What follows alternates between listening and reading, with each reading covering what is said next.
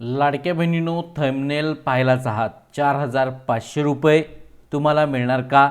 यासाठी काय करावं लागेल पहा, शेवटपर्यंत राहा. म्हणजे आपल्याला 4,500 नेमके कोणत्या कोणत्या महिलांना भेटणार आहेत याबाबतची सविस्तर माहिती मिळणार आहे.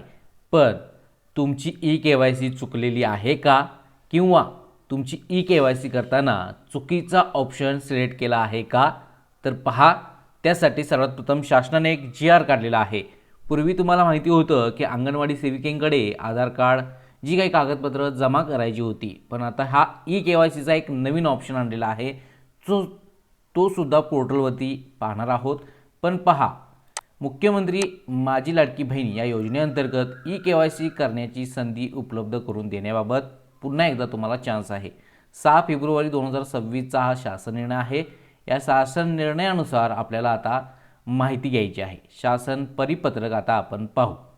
मुख्यमंत्री माझी लाडकी बहीण या योजनेअंतर्गत 31/12/2025 31 डिसेंबर 2025 पर्यंत ज्या लाभार्थी महिलांनी ई-KYC प्रक्रिया पूर्ण केली आहे, तथापि सदर प्रक्रिया पूर्ण करताना लाभार्थ्याच्या कुटुंबातील सदस्य नियमित, कायम कर्मचारी, कंत्राटी कर्मचारी म्हणून सरकारी विभाग, उपक्रम, मंडळ, भारत सरकार किंवा राज्य सरकारच्या स्थानिक संस्थेमध्ये कार्यरत नसावा किंवा सेवानिवृत्ती, निवृत्तीवेतन घेत आहे किंवा कसे याबाबतचा पर्याय निवडताना नजरचुकीने चुकीचा पर्याय निवडण्यात आलेला आहे. अशा लाभार्थी महिलांसाठीच पहा, अशा लाभार्थी महिलांसाठीच इथं पाहू शकता, ऑनलाईन ई-KYC मध्ये पुन्हा एकदा सुधारणा करण्याची संधी 31 मार्च 2026 पर्यंत उपलब्ध करून देण्यात येत आहे.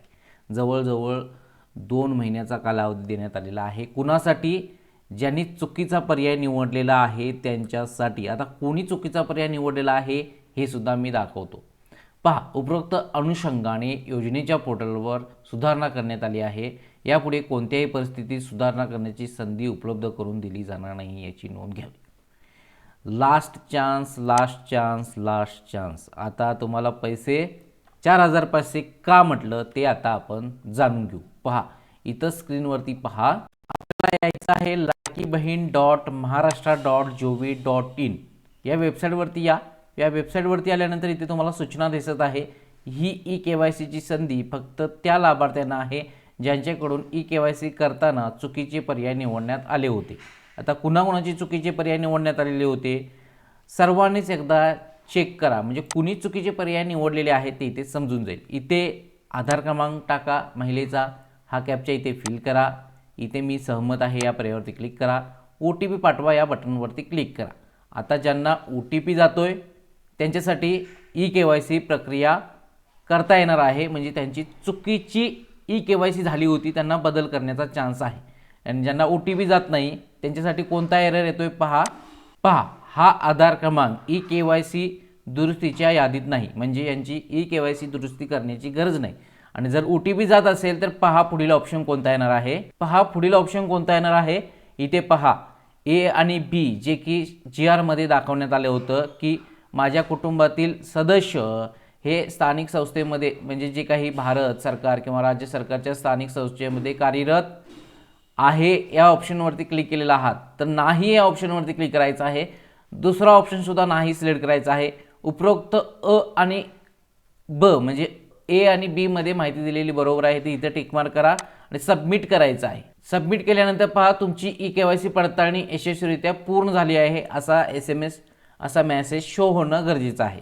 आता तुम्हाला प्रश्न पडला असेल 4,500 रुपये कसे? तर तुमची ई-KYC प्रक्रिया चुकीची असल्यामुळे तुम्हाला 1,500चे नोव्हेंबर महिन्याचे पैसे आलेले नाहीत, डिसेंबर महिन्याचे पैसे आलेले नाहीत आणि जानेवारी. नोव्हेंबरचे 1,500, जानेवारीचे 1,500 आणि डिसेंबरचे 1,500 असे एकूण 4,500 रुपये तुम्हाला मिळायचे आहेत.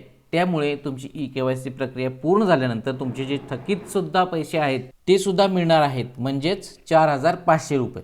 तर ज्या ज्या महिलांनी ई-KYC चुकीची प्रक्रिया केलेली आहे त्यांनी तपासा आणि तुमची ई-KYC प्रक्रिया पूर्ण करा. जर तुमच्या मनात शंका असेल की तुमची झाली की नाही तर ladkibahin.gov.in या वेबसाईटवरती येऊन तुम्ही चेक करा तुमचा आधार क्रमांक टाकून.